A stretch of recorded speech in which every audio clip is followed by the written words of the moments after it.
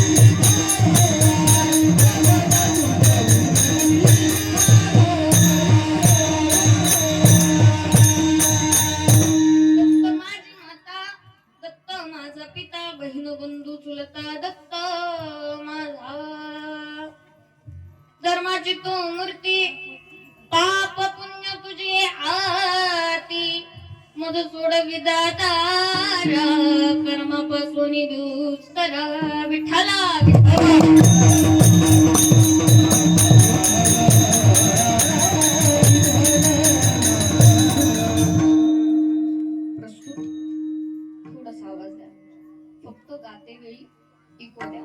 पुढच्या वेळेस ऐको काढून टाका, फक्त आवाज आहे.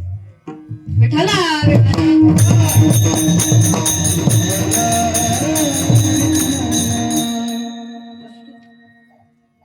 प्राप्त प्रसंगी प्राप्त समय प्राप्त स्थळी कीर्तनाच्या माध्यमातून निवडलेला गायलेला अभंग.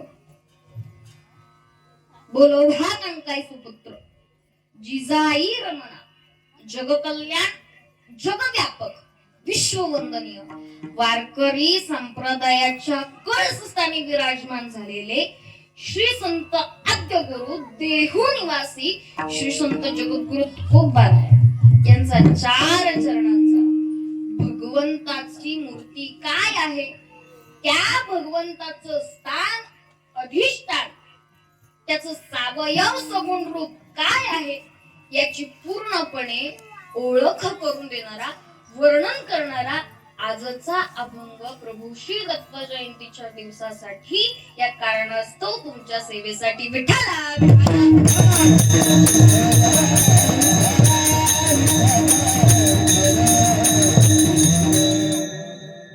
टायमिंग दादा 9:30 ते 11 होतं बरोबर का? 11ला फक्त मोजून 8 मिनिटं उरलेली आहेत. पण तरी सुद्धा एवढ्या लांबून आलेले आहे. तुम्हाला सुद्धा नाराज करणार नाही, तुम्ही सुद्धा मला नाराज करू नका. म्हणजे काय करा, फक्त माझ्याजवळ बोलत चलायचंय, म्हणजे आपलं कीर्तन बरोबर त्या वेळेमध्ये संपूर्णाला येणार आहे. आणि अशाच पद्धतीने अभंगाचा प्रथम विषय पाहायचा झाला तर धर्माची तू मूर्ती पाप पुण्य तुझे आते. अभंगाच्या प्रथम चरणामध्ये जगद्गुरु तुकोबाराय असं सांगतात, अरे भगवंता तुझ्या सावयव सगुणाने मूर्तिस्थान विराजमान झालेला आहेस ना, ते सावयव गुण हे धर्माचे संस्थापक आहेत. काय बोलते ते नीट ऐका. भगवंताचे सावयव जे गुण आहेत ना, ते गुण धर्माचे संस्थापक आहेत. आणि म्हणून मी तुझं वर्णन करत असताना असं करतो, कसं करतो, धर्माची तू मूर्ती पाप पुण्य तुझे आते. मनुष्य म्हणून जन्माला आल्यानंतर आपण प्रत्येक जीव सगळेजण आपण आपापले कर्म करत असतो बघा. आणि कर्म करत असल्यानंतर आपला जो कर्माचा लेखाजोखा आहे, त्या लेखाजोख्याच्या अनुषंगाने थोडासा आवाज आहे, त्या लेखाजोख्याच्या अनुषंगाने त्या कर्माचे 2 फळं निर्माण होतात. ती फळं म्हणजे कोणती? अहो आल्यास तुम्ही काय इतके टेन्शनने बसलाय.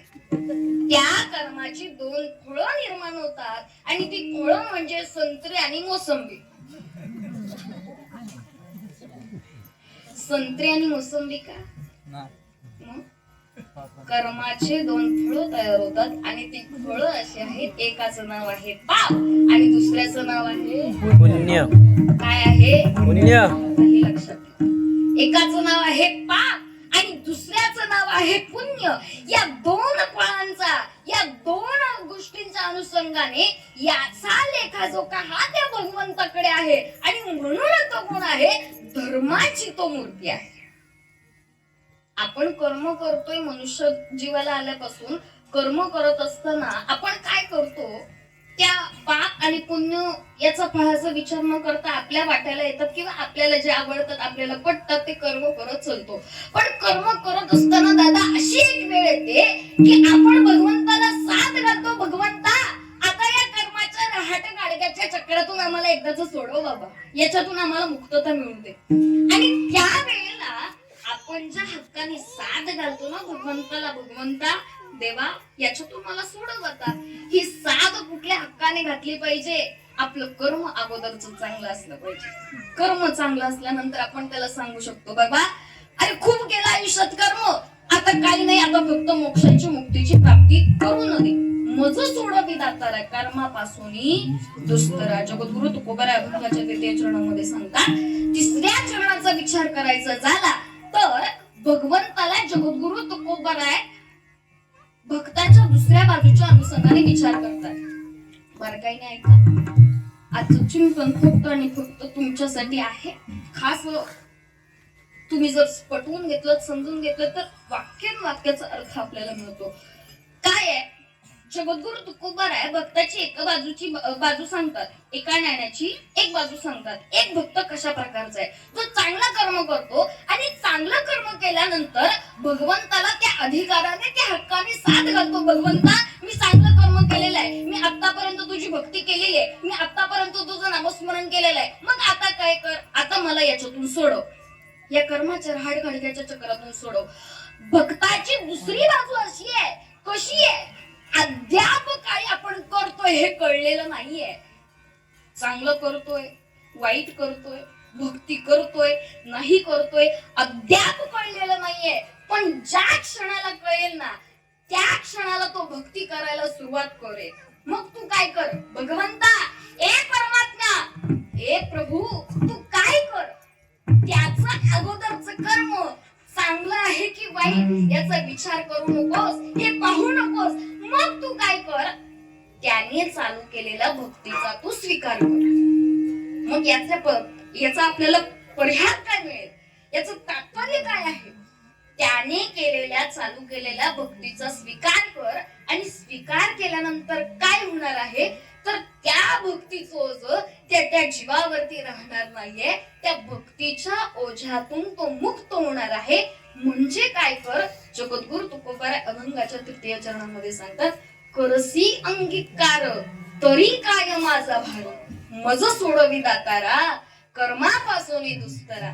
भगवंता काय कर, त्याचं अगोदरचं कर्म चांगलं आहे की वाईट पाहू नको, पण त्याने भक्ती सुरुवात केली आहे ना, तो त्याने नामस्मरण करायला सुरुवात केली आहे ना, त्याने तुझं चिंतन करायला सुरुवात केली आहे ना, त्याचा तू स्वीकार कर. कारण तू कोण आहेस, अभंगाचं प्रथम चरण आठवा. एकदम तत्परतेने आपण कीर्तनामध्ये सर्वांनी जागा राहायचंय. अभंगाचं प्रथम चरण काय आहे, धर्माची तू मूर्ती, पाप पुण्य तुझे हाती, आणि कर ना भक्तीचा स्वीकार. का, कारण तू कोण आहेस, धर्माची तू मूर्ती आहेस. अभंगाच्या शेवटच्या चरणामध्ये जगद्गुरु तुकोबाराय सुंदर चिंतन म्हणतात, बारकाईने ऐका म्हणजे तुमच्या लक्षात येईल. जीवीच्या जीवना तुका म्हणे नारायणा. आता मला सांगा, जीव आणि शिव देहात्मक क्रियेने शरीर दृष्टीच्या अनुषंगाने विचार केला तर जीव आणि शिव यामध्ये आपल्याला भिन्नत्व दिसतं, थोडाफार डिफरन्स दिसतो आपल्याला. पण हे जर आध्यात्मिक दृष्टिकोनातून जर विचार केला ना, तर आपल्याला असं पाहायला मिळतं, जीवाचा आत्मा हाच शिवाचा आत्मा आहे. कसं काय, एखादा माणूस मृत झाल्यानंतर आपण काय म्हणतो, याच्यातला राम बोला की हो, असं बोला फक्त, कोण गेलं नाहीये, याच्यातला राम असं का म्हणतो, राम होता म्हणून तर गेला ना.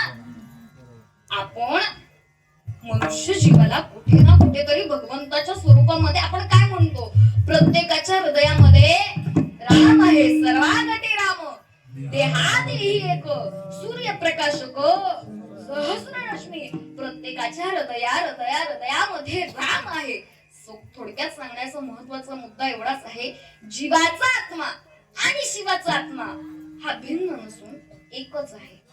आणि भगवंताला सांगत असताना असं सांगतात, जीवीच्या जीवना तुका म्हणे नारायणा, माझा आत्मा हाच तुझा आत्मा आहे, तुझा आत्मा हाच माझा आत्मा आहे. आणि या अनुषंगाने जगद्गुरु तुकोबाराय आजच्या संपूर्ण अभंगामध्ये भगवंताचं वर्णन करत आहेत. भगवंत कोण आहे, भगवंताचं अस्तित्व काय आहे, भगवंत काय करतो, आपण त्याच्यापर्यंत पोहोचण्यासाठी काय केलं पाहिजे, हा सरळ सोपा अभंगाचा विषय तुम्हाला मला सहज सोपा पडण्यासारखा. विठाला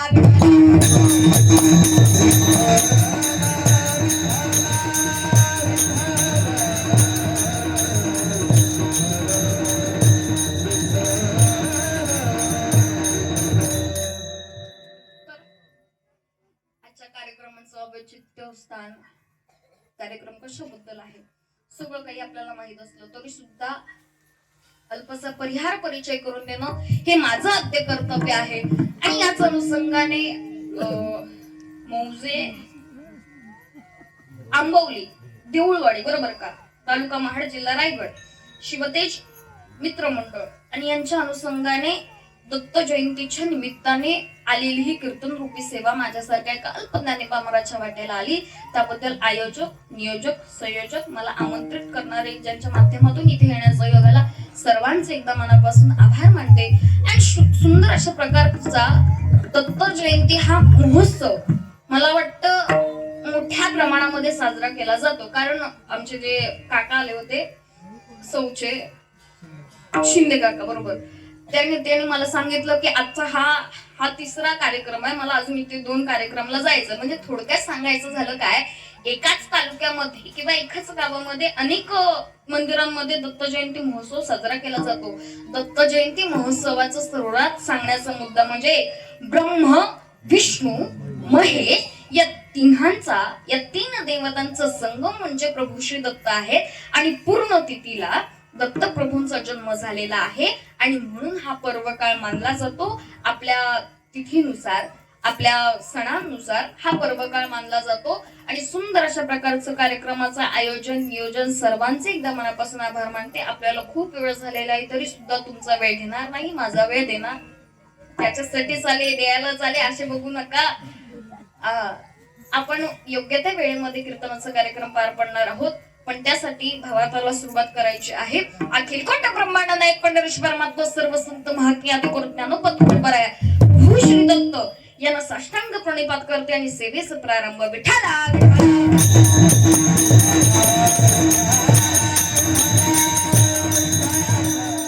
मला फक्त एकच उत्तर हवंय, शेवटच्या टोकापर्यंत आवाज येतोय ना बाबा, येतोय ना, एवढंच पाहिजे होतं. तर जगद्गुरु तुकोबा अभंगाचं वर्णन करत असताना असं करतात, भगवंता धर्माची तू मूर्ती आहेस, तू धर्माचं संस्थापन करण्यासाठी आलेला आहेस. मग भगवंतच फक्त धर्माचं संस्थापन करायला आलेला आहे का? नाही नाही नाही. या मृत्यू लोकांमध्ये पृथ्वी तलावरती तिघांचं येणं वेगवेगळ्या कारणास्तव झालेलं आहे मायबाप. मग कोण आहे तिघे?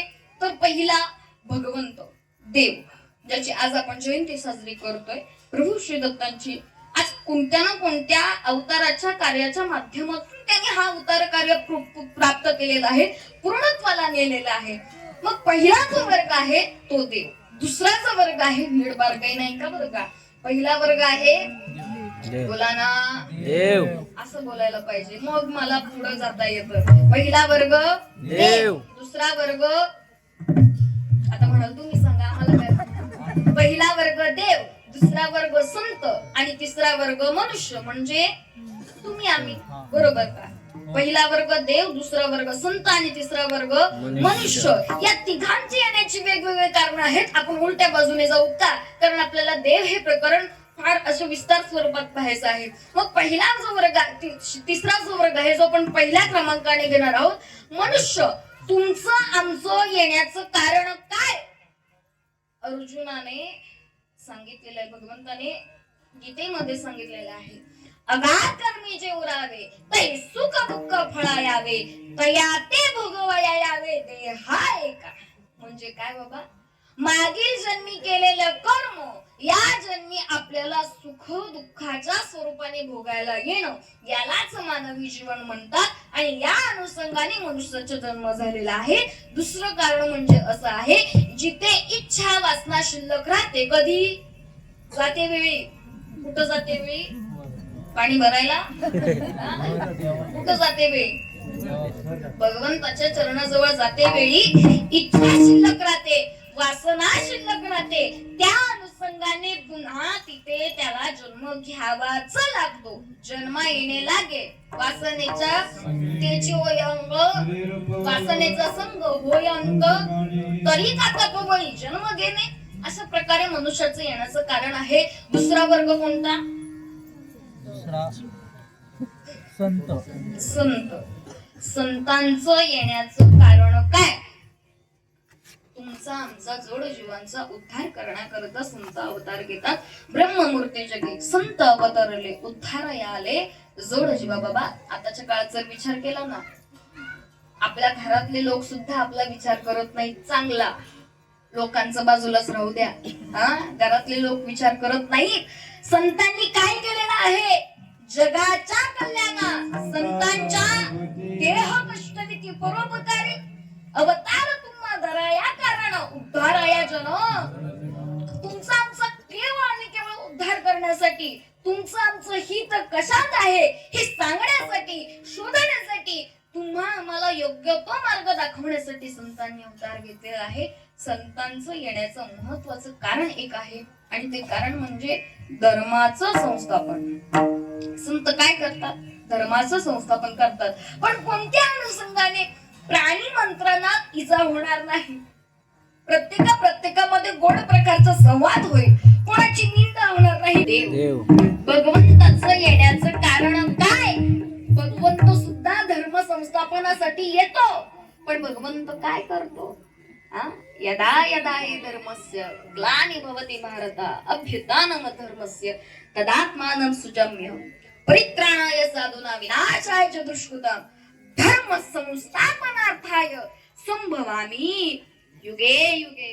भगवंत काय करतो? धर्माचं संस्थापन करतो. आणि अजून एक भगवंताचं येण्याचं कारण म्हणजे असं, भगवंत वेगवेगळी रूप धारण करून येतो. रूप म्हणजे केवढी? हाताच्या बोटावरती मोजता येणार नाही एवढी नाही. अवताराच्या राशी निर्माण करतो. काय करतो? अवताराच्या राशी. दोहा भावी देवारी शंख चक्र गदा पद्म सहित करे. भगवंताचं येण्याचं मुख्य कारण एक आहे, ते म्हणजे भक्तांचं रक्षण. कोण भक्त? अपोला पाळीसी भक्त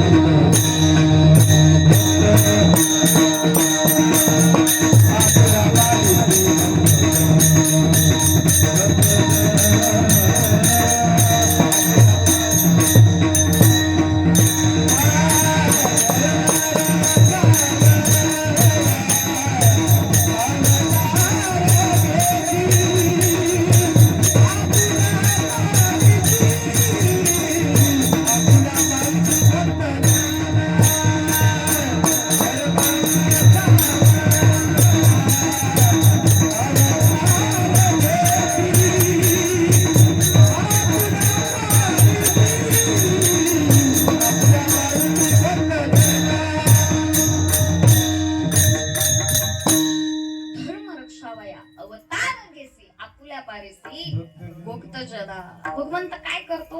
भक्ता राखे आणि दुर्जनांशी.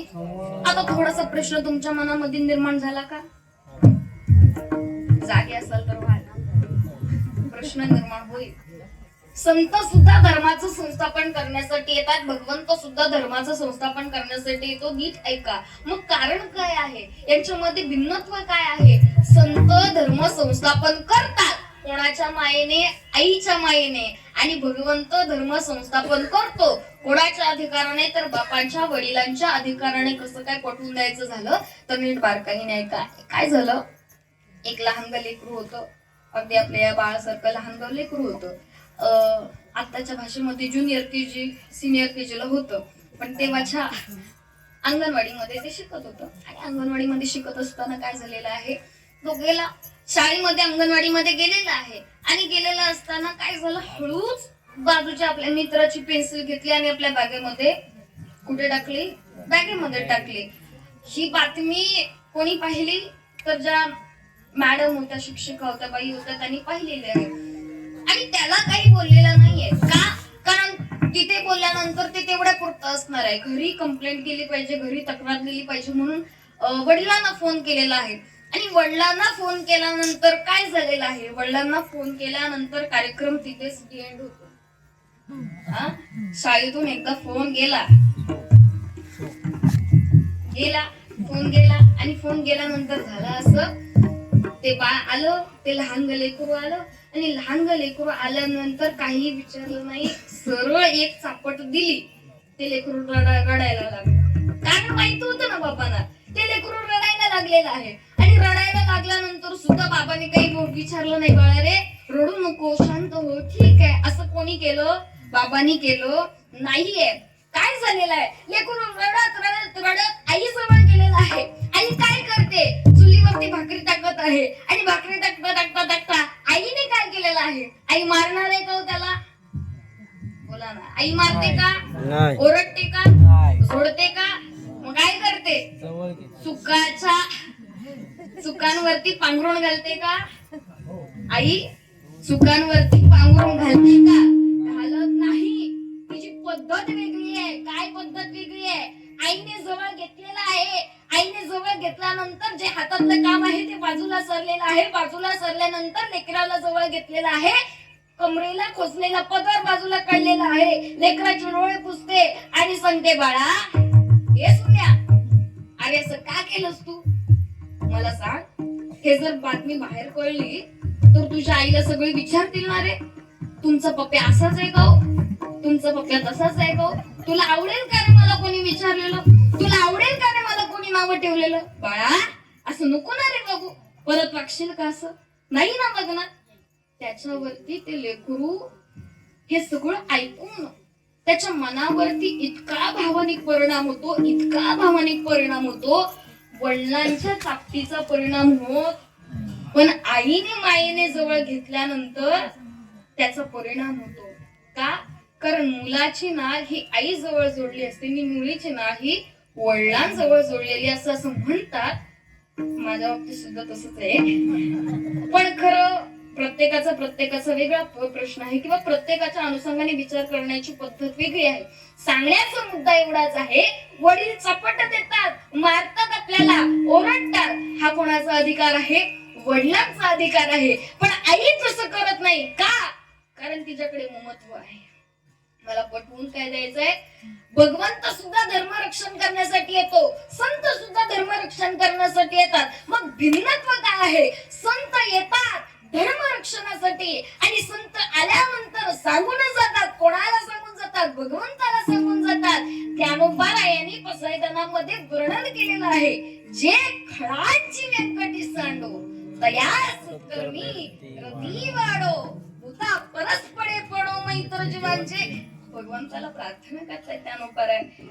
काय परमात्म्या, अरे जे खळ आहेत ना त्यांचं खळपणा जाऊ दे ना. अरे जे नास्तिक आहेत त्यांचं नास्तिकपणा जाऊ दे ना. अरे जे अभक्त आहेत तुला मानत नाही त्यांचा अभक्तपणा जाऊ दे. पण भगवंता त्यांना मारू नको रे. भगवंता त्यांचा सर्वनाश करू नको. पण भगवंत काय करतो? भगवंत धर्मरक्षण करण्यासाठी आल्यानंतर मागे पुढे पाहत नाही, डायरेक्ट एन्काउंटर करून टाकतो. हा सांगण्याचा मुद्दा एवढाच आहे, भगवंत वडिलांच्या अधिकाराने धर्मसंस्थापन करतोय आणि संत मायबाप आईच्या ममत्वाने धर्मसंस्थापन करताय. याच्यामध्ये भिन्नत्व आहे. मला सांगण्याचा मुद्दा एवढाच आहे, भगवंत धर्माचं संस्थापन करत असताना कसं करतो? भगवंत धर्माचं संस्थापन करत असताना कसं करतो? ज्या ज्या वेळेला अधर्म वाढत चाललेला आहे, ज्या ज्या वेळेला धर्म लोप पावत चाललेला आहे, त्या वेळेला भगवंताने अवतार घेतलेला आहे. पापी जे अभक्त दैत्य ते धरणीसी झाले ओझे त्यांचे, दिदनाचे त्रास ऋषीमुनी सर्व न पूजिती देवा कोणी एक, राहिले यज्ञ मोडिले कीर्तन पळाले ब्राह्मण दैत्य भिणे. भगवान श्रीकृष्णाने अवतार घेतलेला आहे केव्हा? ज्या वेळेला छळ पृथ्वी तलावरती झालेला आहे तेव्हा अवतार घेतलेला आहे.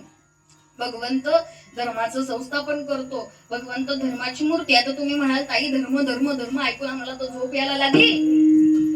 आली का? आली असेल त्याने उडवा. ऐका, धर्म धर्म धर्म मगासपासून धर्म धर्म म्हणते, पण धर्म धर्म म्हणजे नेमकं काय ताई? धर्म धर्म म्हणजे नेमकं काय? धर्म आहे का? की जो धर्माची मूर्ती म्हणजे नेमकं काय आहे? धर्म हा 4 पायांवरती आधारलेला आहे. नीट बारकाईने ऐका. सत्य, अहिंसा, सदाचार आणि सदिच्छा. या 4 पायांवरती धर्म अनुसरलेला आहे. या 4 पायांचं जिथे अनुकरण होतं ना तिथे भगवंताचा वास हा असतो. मग कोणी कोणी धर्म केला? धर्म करा धर्म केलेला आहे. अशा प्रकारे ज्या वेळेला तुम्ही धर्माचं अनुकरण कराल ना त्यावेळेला धर्म काय हे तुम्हाला कळेल. आणि एकदा का धर्म कळला की धर्माची तू मूर्ती म्हणजे तो भगवंत सावयव सगुणाने मूर्तीस्थानी विराजमान झालेला आहे. त्याचं कुठे ना कुठेतरी तुम्हाला ज्ञान होणार आहे. विठाला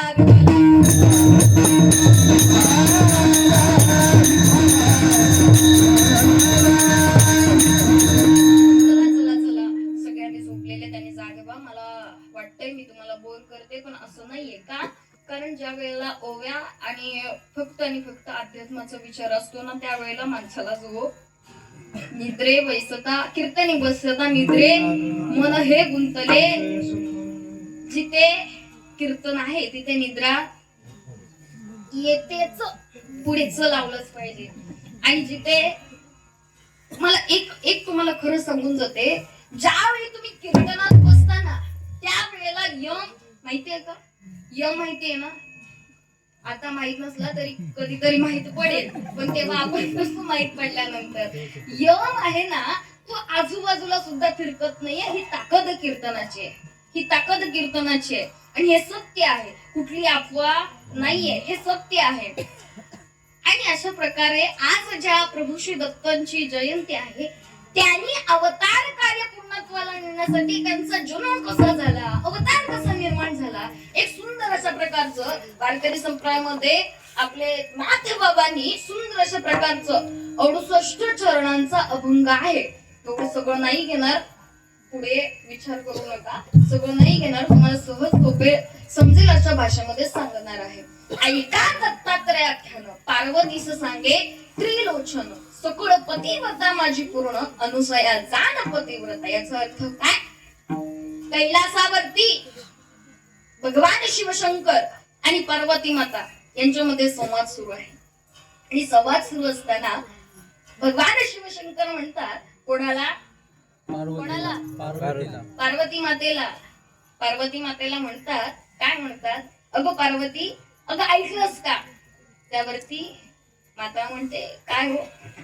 नाही, आता सध्या चर्चा सुरू आहे ती पार्वती माता कोणाला? अनुसयेला. आणि ते झाल्यानंतर नारद महर्षीने सांगितलं, तुमचा मुद्दा काय आहे? त्या तिघींनी सांगितलं, आम्हाला काही नाही, आम्हाला बस तिचं पातिव्रत्य कमी करायचं आहे, तिच्या पातिव्रत्यामध्ये दोष निर्माण करायचा आहे, जेणेकरून ती सर्वश्रेष्ठ होता कामा नये. हे वाचल्यानंतर एक लक्षात येतं, आताच्या काळामध्ये आपलीच लोक आपले पाय खेचत असतात आपण पुढे जाताना, पण तेव्हा परिस्थिती वेगळी, तेव्हा ही परिस्थिती वेगळी नव्हती. सांगण्याचा मुद्दा एवढाच आहे. हे सगळं कळल्यानंतर नारद महर्षीने सांगितलं, याच्यावरती तुम्हाला उपाय जर करायचं असेल तर काय करा, तुमच्या मालकांना, तुमच्या पतींना त्या अनुसयेकडे धाडा, आणि अनुसयेकडे धाडल्यानंतर काय करा, नग्न भोजन घालण्यास, लग्न होऊन भोजन घालण्यास सांगा. आता कुठली पतिव्रता असं करेल का? नाही करणार का? कारण पतिव्रता धर्म हा सगळ्यात श्रेष्ठ धर्म आहे. आणि हे सगळं ऐकल्यानंतर या तिघींनी आपापल्या पतींना मनवण्याचा प्रयत्न केला, सगळं काही सांगितले हकीकत, आणि शेवटी काही करून त्यांना तिकडे अनुसयीकडे घालायचं म्हणजे घालायचं, त्यांना पाठवायचं म्हणजे पाठवायचं. आपला जो मुद्दा आहे तो पूर्णत्वाला न्यायचा म्हणजे न्यायचा. तिघींनी मनात ठरवलेलं आहे, त्यांना मनवलं, ते तिघींच्या पतींना कन्व्हिन्स केलेलं आहे. आणि कन्व्हिन्स केल्यानंतर शेवटी पती आहे, सामान्य लोकांचे असले काय आणि देवींचे असले काय, ऐकावंच लागतं ना दादा, बरोबर का संजोग महाराज? आणि ऐकल्यानंतर काय झालेलं आहे, गेलेले आहेत तिघे अत्री ऋषींच्या बाहेर, पर्णकुटी बाहेर गेलेले. आणि अत्री ऋषींच्या नीट बारकाईने ऐका, थोडंफार धर्माचं चालू आहे, थोडंफार आपल्या कानावरती पडेल बरं का. रोज रोज रोज हसायचं हे कीर्तन नव्हे का, कारण ऐशी कीर्तन मर्यादा आहे संतांच्या घरची, जी आता कुठे ना कुठेतरी लोप पावत चाललेली आहे. नीट ऐका, बारकाईने ऐका.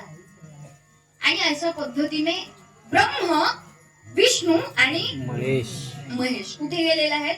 अत्री ऋषींच्या पर्णकुटी बाहेर गेलेले आहेत. आणि तिथे गेल्यानंतर त्यांनी सांगितलेलं आहे, नमस्कार केलेला आहे. अत्री ऋषींनी साष्टांग दंडवत घातलेला आहे. म्हटलं, आज जगाचे त्रैलोक्याचे पालन पोषण करते आमच्या घरावर आहे, काय एवढे आमचं भाग्य आहे. त्यावरती त्याने सांगितलेलं आहे की आम्हाला अनुसया मातेला भेटायचं आहे. अनुसया बाहेर आलेले आहे, साष्टांग दंडवत केलेलं आहे, षोडोपचारी पूजा केलेली आहे. आणि सगळं केल्यानंतर झालं असं, त्यांनी जो मुद्दा होता तो बोलून टाकला की आमची अशी अट आहे की आम्हाला मागणं पाहिजे, नग्न होऊन आम्हाला तुम्ही भोजन घाला. कोणाला सांगितलं?